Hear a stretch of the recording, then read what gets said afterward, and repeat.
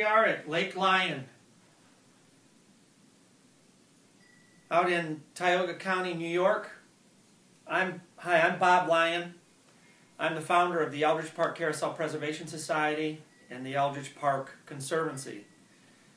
I wanted to take a few minutes to let people understand what it is that I'm trying to accomplish with this website, DoctorBob.us. It'll be a resource for a lot of different information. As a builder, as a forensic dentist, I have done an awful lot of things in my life that I would like to share on this website. But the section of the website dealing with my Eldridge Passion is an important one to discuss today. I was asked to identify victims of the World Trade Center disaster and spent many weeks down there identifying the fallen from that horrible Holocaust. A year later, I was asked by Elmira Mayer, a classmate of mine, Steve Hughes, to give the address at Eldridge Park with regards to the previous year's 9/11 tragedies. And about 5,000 people gathered there that day in front of the Eldridge Park Carousel, which I grew up enjoying and had wonderful memories of. And I happened to stroll in there that day and noticed that the mechanism was there. The horses had been removed, but everything else was perfectly intact and looked to be in good shape. So one thing led to another. I engaged the interest of local businessman George Howell and other businessmen in the area to join me in creating the Eldridge Park Carousel Preservation Society and later on the Eldridge Park Conservancy. We set out to do what seemed to be an impossible task, rebuilding this 1890s gem, and did so by engaging the interest also of celebrities like Brian Williams of NBC News. And you can watch the video in which Brian and I are on stage on the grand opening in May of 2006. Met people like Jeanine Pirro, had conversations with President George Bush, met the mayor of New York City, Giuliani, Jeanine Pirro. Lots and lots of celebrities got involved in this project because it represented a project that was to bring us together as a community and as a nation out of the ashes of 9/11. So you see, it wasn't all just about a carousel. It was about creating a connection between the generations and a bridge to the future through this project. So I spent many years, over 16,000 hours, and almost $200,000 of my own money in the attempt to not only restore the carousel and bring that back, but to make sure that everyone understood that it was also about helping to bring back the park as it existed in the 1860s as well. The project is highly unusual because in most projects of this type, 80% of the money comes from 20% of the people, the rich people. And then the other 20% trickles in from the general public. In this project, it was completely the opposite. The general public are the ones that stood by me for the most part with their cheers and accolades, pats on my back, money that they could raise through various projects that were headed up by lots of people in the community, the common folks. And it came that we ran, my now wife, Mary Ann, and I helped to run the project after it opened in 2006 for the first 5 years. Because of great personal matters that were quite difficult and needed my full attention, I had to step aside. And Mary Ann did so as well to help me deal with some of the personal issues that needed to be handled. And when I did, I thought that an original board member would take over the leadership of these two fine organizations that I created, and keep the organization running in the correct direction. In fact, as we were away for the 2011 season, this did not occur.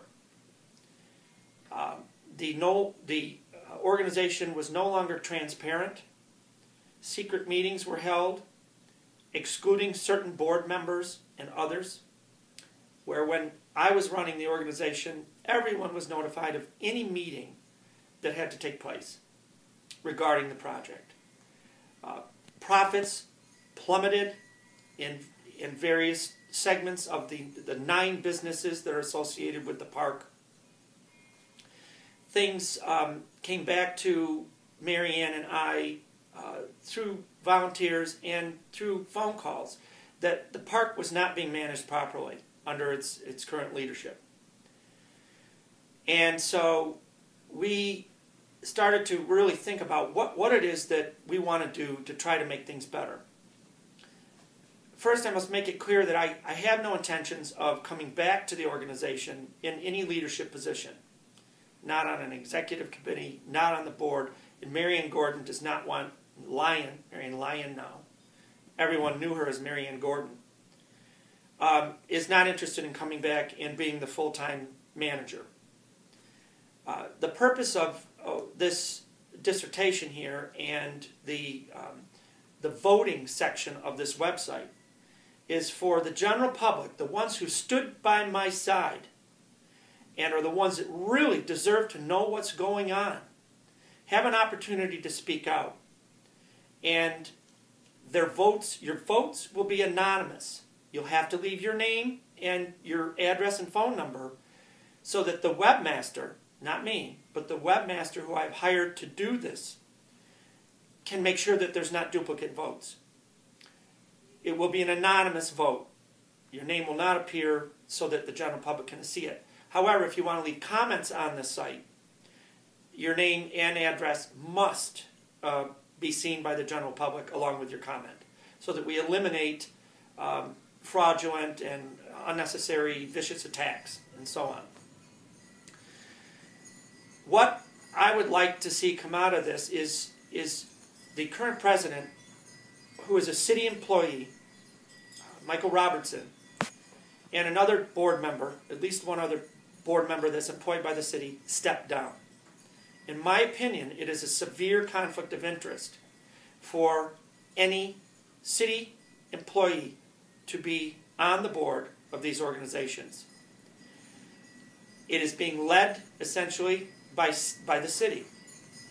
And when we set these organizations up, there was to be a clear and absolute separation between the city and these two non-for-profits. As these non-for-profits rent, actually it's called licensing, but essentially it's renting the land from the city. They are our landlord. And so it is inappropriate for them to be associated.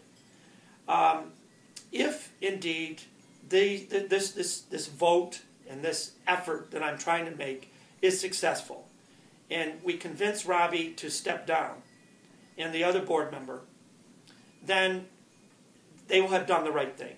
Robbie's a great guy. There's nothing that I can say bad about him. The purpose is not to make this a personal attack against anyone. It is about my baby.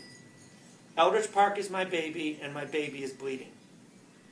I would be willing to be Uncle Bob, to have one of the original board members step into the president's position.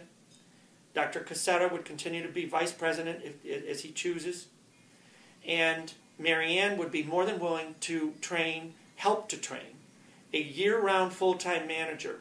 We have one tentatively selected, at least a possibility, who has her degree in marketing and has her MBA and would be an incredible manager for the park.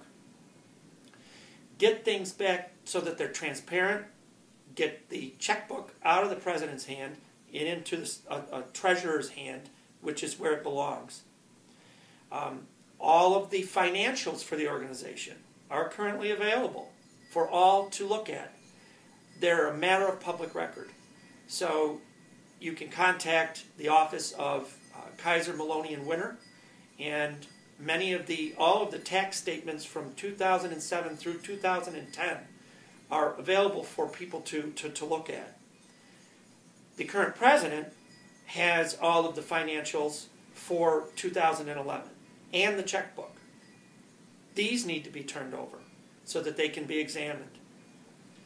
You see, if there are financial problems or the organization has been led in the wrong direction, we are actually at risk of losing our very non-for-profit status. So this is a serious, serious situation.